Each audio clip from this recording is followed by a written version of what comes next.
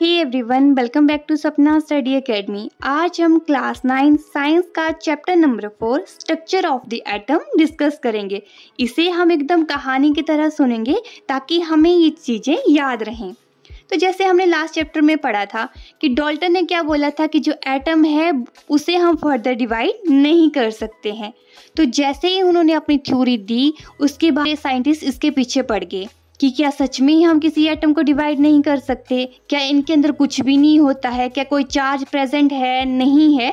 तो एक एक्टिविटी सामने आती है कि जैसे हम कंघी होती है उसे अगर हम अपने बालों पे रब करते हैं, अगर हम छोटे छोटे टुकड़े करेंगे किसी भी पेपर के तो वो आके कंघी से चिपक जाते हैं। तो साइंटिस्ट ने बोला कि जैसे जो कॉम और पेपर में चार्ज पार्टिकल आ रहे हैं वैसे ही एटम में भी कुछ ना कुछ चार्ज रहता है।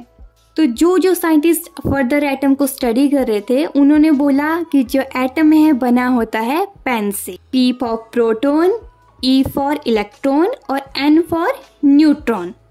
प्रोटॉन से क्या हो गया, पॉजिटिव चार्ज हो गया। न्यूट्रॉन से क्या हो गया, नो चार्ज, कोई चार्ज नहीं होगा। और बीच वाला क्या बचा आपका, इलेक्ट्रॉन बचा, उस पर आ जाएगा आपका नेगेटिव चार्ज।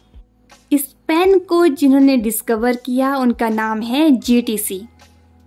इट मीन्स कि पेन, प्रोटॉन को डिस्कवर किया जी ने, गोल्डस्टीन ने। उसके बाद आता है इलेक्ट्रॉन, इलेक्ट्रॉन को डिस्कवर किया है थॉमसन ने। और जो आपका न्यूट्रॉन है उसे डिस्कवर किया है चैडविक ने। तो इस ट्रिक से आप याद रख सकते हैं पेन को किसने डिस्कवर किया है, GTC ने। तो 3 मॉडल हमें देखने को मिलते हैं। फर्स्ट आता है थॉमसन का, सेकंड है रदरफोर्ड और थर्ड है बोहर। बोहर के बाद हमें कोई भी एटम मॉडल देखने को नहीं मिला है।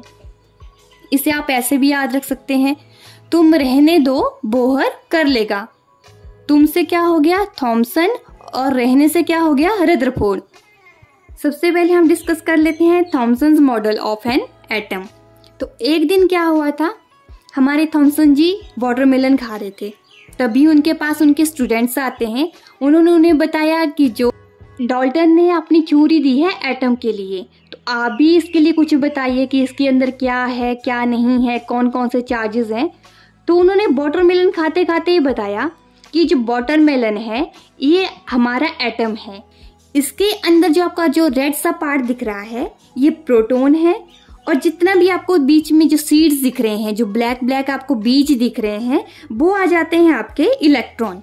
थॉमसन के अकॉर्डिंग जो एटम होता है कंसिस्ट करता है पॉजिटिव चार्ज स्फीयर, जो आपका रेड पार्ट था वाटरमेलन का, और इसके ऊपर सीड्स होते हैं जिन्हें हम कहते हैं इलेक्ट्रॉन्स।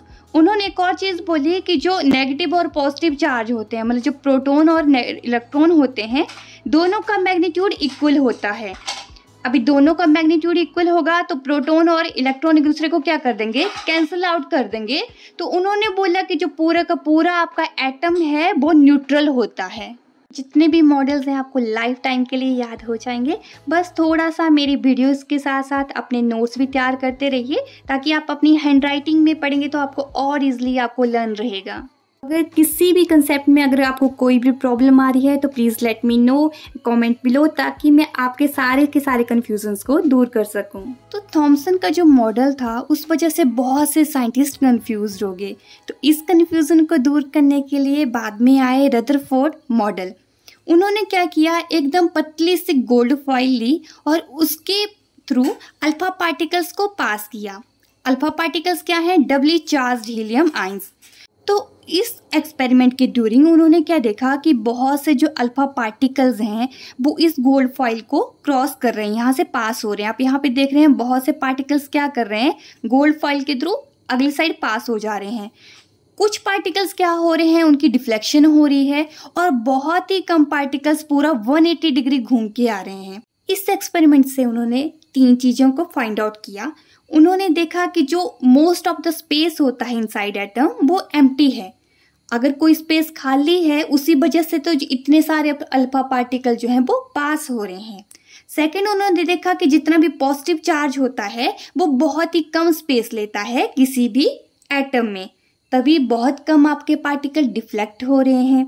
थर्ड, उन्होंने देखा कि जैसे बहुत से पार्टिकल्स में से कोई एक पार्टिकल होगा जो पूरा का पूरा 180 डिग्री डिफ्लेक्ट होगा। इट मीन्स जो मास होता है किसी भी एटम का concentrated in very small volume, बहुत ही कम वॉल्यूम में कंसंट्रेट होता है। इस बेसिस पे उन्होंने एटम के अपने फीचर्स बताए। पहला उन्होंने बोला कि जो एटम है उसके सेंटर में पॉजिटिव चार्ज होता है जिसे हम न्यूक्लियस कहते हैं। जितने भी इलेक्ट्रॉन होते हैं वो सर्कुलर पाथ में घूमते हैं। और थर्ड उन्होंने बोला कि जो साइज होता है न्यूक्लियस का वो बहुत ही छोटा होता है एज कंपेयर टू एटम। जैसे ही रदरफोर्ड ने अपना एक्सपेरिमेंट दिया तो बाद में एक साइंटिस्ट आए जिनका नाम है नील बोहर। उन्हें एक बात समझ में नहीं आई कि जो इलेक्ट्रॉन रिवॉल्व कर रहे हैं न्यूक्लियस के अराउंड, अगर वो ऐसे ही रिवॉल्व करते रहे तब तो वो एक दूसरे से टकराते रहेंगे। इसके साथ ही उन्होंने अपना एटम मॉडल दिया जिसे हम बोहर्स मॉडल ऑफ एटम के नाम से जानते हैं। और अभी इसके बाद कोई भी एटम मॉडल नहीं आया है।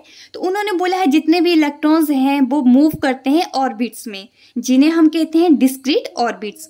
सारे के सारे इलेक्ट्रॉन्स इन्हीं ऑर्बिट्स में रिवॉल्व करेंगे अराउंड द न्यूक्लियस। और जितने भी आपके इलेक्ट्रॉन होते हैं कोई भी एनर्जी रेडिएट नहीं करते हैं। उन्होंने कुछ इस तरह से बताया, ये बीच में न्यूक्लियस है, साइड में ये वाले जो बने हुए हैं सर्कुलर पाथ, इन्हें उन्होंने कहा ऑर्बिट्स। ऑर्बिट्स कैसे हो गए, जैसे न्यूक्लियस के बिल्कुल साथ में है, उन्होंने बोला के शेल, उसके बाद में एल शेल, फिर एम शेल, फिर एन शेल। इसे उन्होंने नाम दिया एनर्जी लेवल्स इन एटम्स। उन्होंने बताया कि जो एनर्जी लेवल होती है किसी भी एटम में वो किस तरह से होती है। इन मॉडल से हमें यह पता लगा कि एटम में होते हैं प्रोटॉन और इलेक्ट्रॉन। जो प्रोटॉन होते हैं वे न्यूक्लियस में होते हैं और उसके सर्कुलर पाथ में कौन रिवॉल्व करता है, इलेक्ट्रॉन। लेकिन बाद में 1932 में चैडविक जी आए, उन्होंने न्यूट्रॉन की डिस्कवर किया।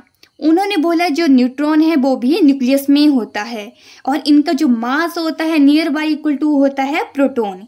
उन्होंने बोला कि किसी भी एटम का मास फाइंड आउट करने के लिए हमें प्रोटॉन और न्यूट्रॉन का मास देखना पड़ेगा।